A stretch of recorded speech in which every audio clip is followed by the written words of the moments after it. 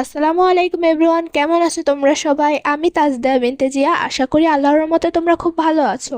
দেখো, এসএসসি পরীক্ষা তো শেষ, এখন কিন্তু মজা শুরু। আর সেদিন ছিল আমাদের ঈদ পুনর্মিলনী, গিফটেড বাই আওয়ার মামা। আমার একটা মাত্র মামা, উনিই আমাদের গিফট করেছেন এবং প্রথমেই তাকে ধন্যবাদ দেব। অনেক দিন ধরে ভিডিও বানায় না, আবার সোশ্যাল মিডিয়ার সাথেও যুক্ত নেই, সেই জন্য ভয়েসটা খারাপ আসতে পারে, তো সরি।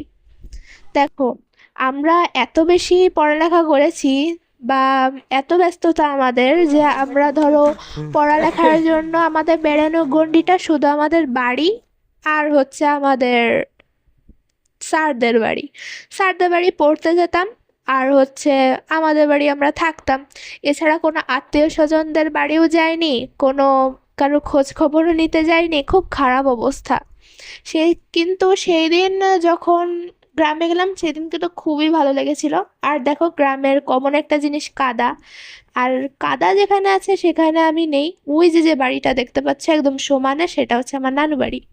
এই বাড়িটার সাথে আমার অনেক দিনের পরিচিতি, কারণ ছোটবেলায় আমি নানু বাড়িতেই বেশি থাকতাম। এখন হয়তো বা যাওয়া হয় না। এইখানে যে সিঁড়িটা আছে, সেই সিঁড়িটাকে আমি স্লিপার হিসেবে ব্যবহার করতাম। মানে এখানে আমরা খেলাধুলা করতাম। গ্রামের যে কমন জায়গায় গোয়াল ঘর, এই ধানের খড় বা এই যে সকল যে প্রাকৃতিক জিনিসগুলো শহরের থেকে আলাদা, এইগুলো কিন্তু খুবই ভালো লাগে। আর সেদিনের জন্য আমি হয়েছিলাম বড়লোক, কারণ আমার কাছে ফোন ছিল তিনটা। মানে আমার পকেটে আমি তিনটা নিয়ে ঘুরছিলাম, একটা হচ্ছে আম্মুর ফোন, একটা মামার ফোন আর একটা মামির ফোন। মানে দায়িত্ব পালন করলে যা হয় আর কি। বারবার বাড়ি থেকে ফোন দিচ্ছিল, বাট আমি বুঝতে পারিনি। কিন্তু পরে বাড়ি যাওয়ার পরে শুনি এটা হচ্ছে বাড়ি থেকে ফোন দিচ্ছিল।